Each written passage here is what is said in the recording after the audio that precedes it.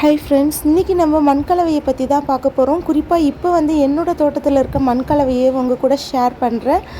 இதிலிருந்தே நீங்கள் புரிஞ்சிக்கலாம். அதாவது ஒவ்வொரு செடிக்கும் ஒவ்வொரு பூச்செடிக்கும் ஒவ்வொரு மண்கலவையும் நம்ம தயார் செஞ்சால் தான் அந்த செடி வளரும் அப்படின்றதெல்லாம் கிடையவே கிடையாது. எல்லா மண் வகைகள்லேயும் எல்லா தாவரங்களும் வளரும். ஆனால் அந்த மண்கலவை நல்லா லேசானதாக இருக்கணும். அதில் கரிம பொருட்கள் கலந்து இருக்கணும். காட்டு பகுதியில எல்லாம் பார்த்தோன்னா அந்த மண்கலவைக்கு எல்லா தாவரங்களுமே அந்த காட்டுப்பகுதியில் வளருது. காரணம் என்ன பார்த்தோன்னா அதில் கரிம பொருட்கள் எல்லா விதமான கரிம பொருட்களும் கலந்துருக்கும். அதாவது விலங்கு கழிவு, தாவர கழிவு, இப்படின்னு எல்லா கழிவுகளுமே அதில் கலந்து ஒரு உரமாக செயல்படுறதால எல்லா தாவரங்களுமே காட்டுப்பகுதியில் வளரதான் செய்யுது.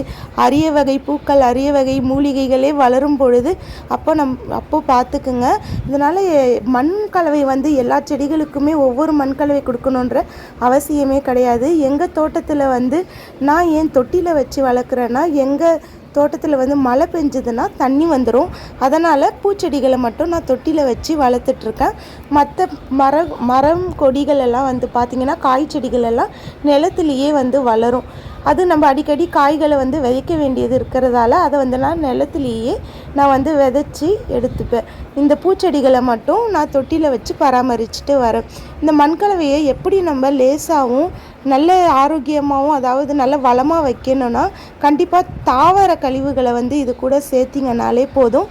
உங்கள் தோட்டத்தில் இருக்கக்கூடிய தாவர கழிவுகள், அதாவது காய்ந்த இலை சருகுகள், பூக்கள், அடுத்ததாக காய்ந்த ஒரு செடியே அப்படியே நீங்கள் வேஸ்ட்டே பண்ணாமல் அதோட தண்டு பகுதி, வேர் பகுதி எல்லாத்தையுமே கட் பண்ணி ஒரு தொட்டியில் போட்டு அது கூட மண்ணையும் சேர்த்துட்டே வந்தீங்கன்னா நாளடைவில் அந்த தொட்டி நிரம்பி உங்களுக்கு ஒரு தொட்டி நிறைய மண்ணே கிடைக்கும். இந்த மண்ணில் நீங்கள் செடிகள் வச்சிங்கன்னா எல்லா செடிகளுமே சூப்பராக வளரும்.